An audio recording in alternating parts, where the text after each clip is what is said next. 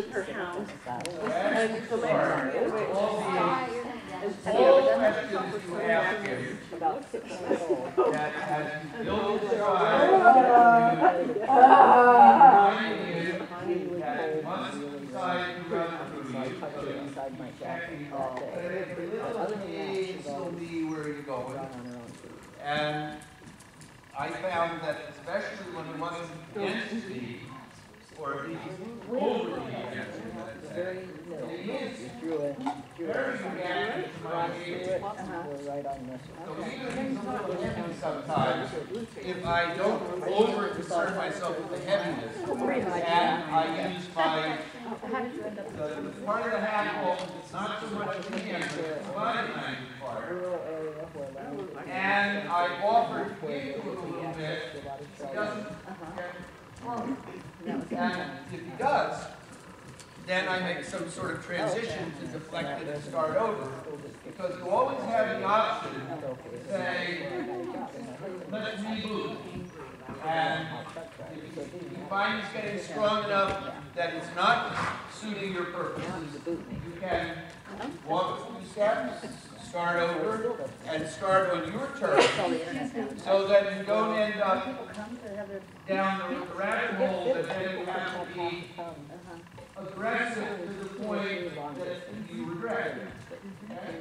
So when you get steps, you take a large circle to the right, the same trot you have. So then, like how far, I don't know, are you just straight left of And always keeping in mind as you work him that you have this ongoing conversation, that series of questions you I've been up and down 15. Are you off of 15 very far? loosen you, and most of the time the loosening is, it doesn't have to be subtle, but it has to be such that it doesn't cause him to set up a greater resistance.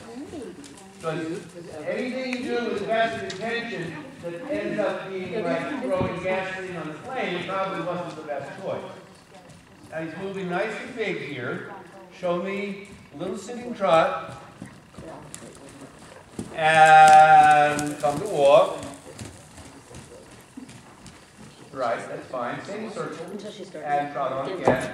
And we want to make lots of those. We want to be sure that before you make it, you know what the answer is going to be. So, yeah, exactly. So you don't discover that you have this elegant cruise control trot that's really not under anybody's control but his. Just as you are. And ride the walk again. Good. And now, even though we're just walking about at the moment, we have to practice to find that a walk canter should be available. And the thing is, if you build that intention into it all along, you won't find that when you do ask for it, nothing happens, and then you have to bash it. Because when you bash it, it aggravates him enough that then other things fall apart. That's all good. Walk forward, turn on the haunches to change direction. Okay, at the end it started to happen. Okay, all right. So be on the circle. And let's trot to 20.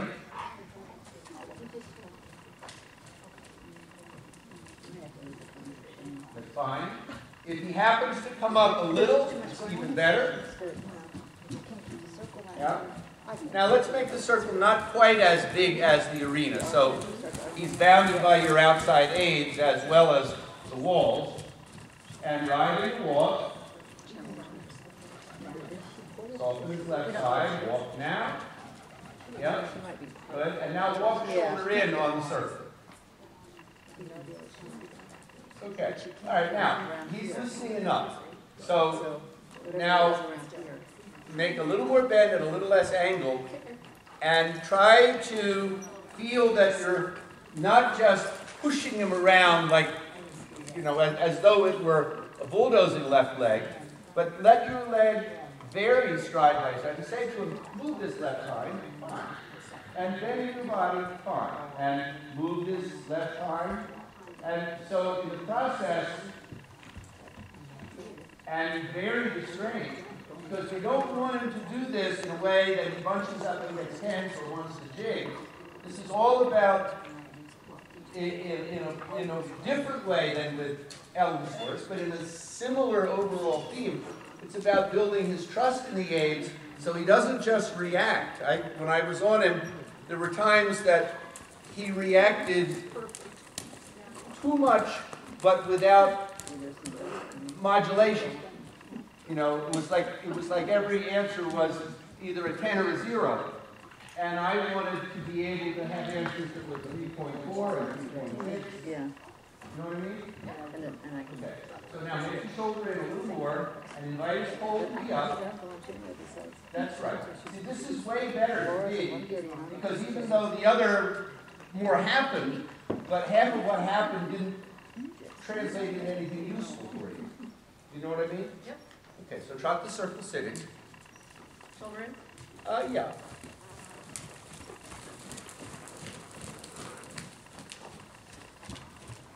That's fine.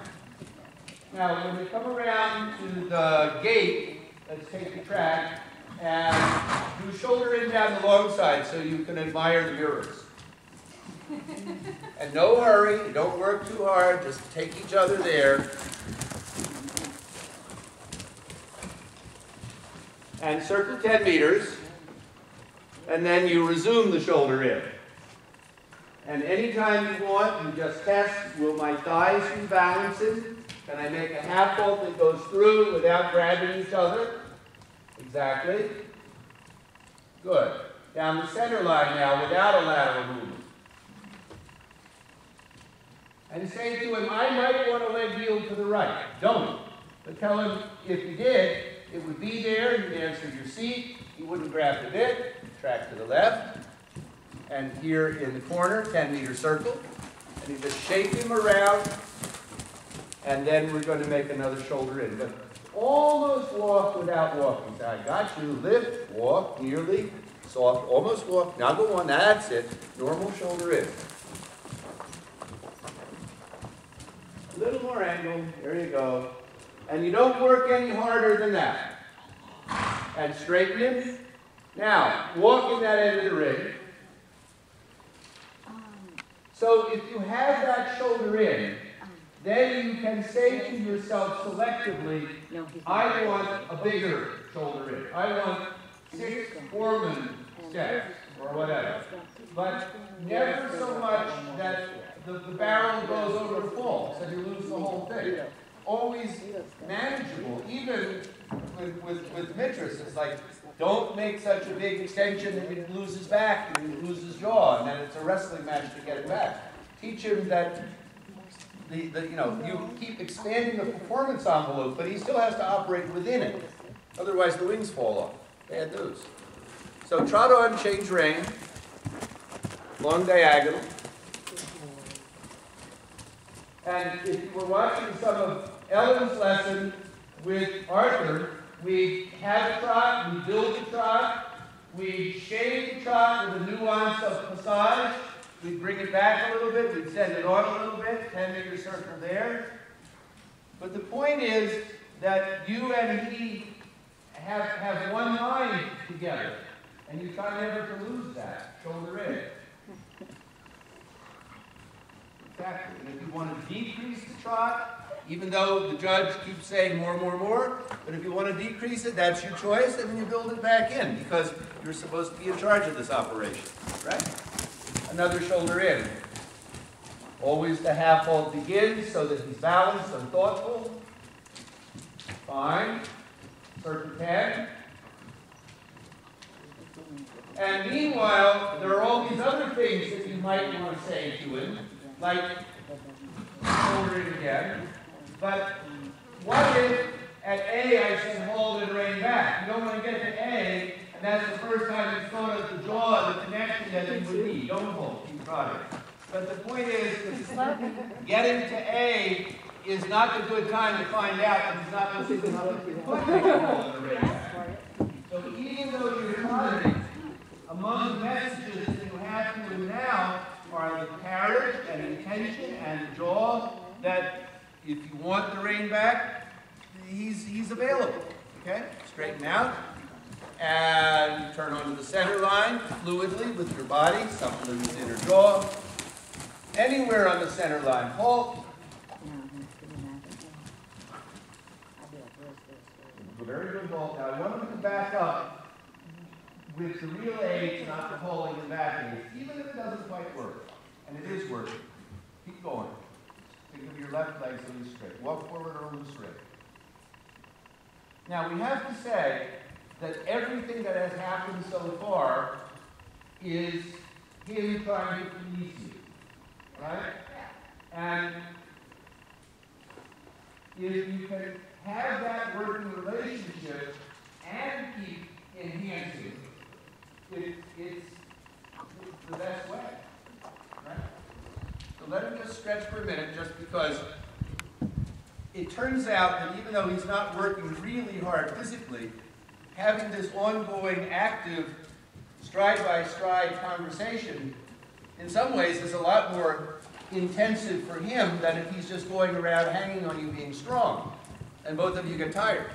So he's allowed to have little breaks, just so that, you know, his brain doesn't fog over. Okay? And many times, with some of the verses we've been doing, it's short and sweet, make it work, and it happens, and they get rewarded, and that's enough. And you put them away with them feeling that they're still fresh, and they can come back out and do it again if you want it, and not that as they leave the ring, they're thinking, oh, thank God it's over. That's the whole deal.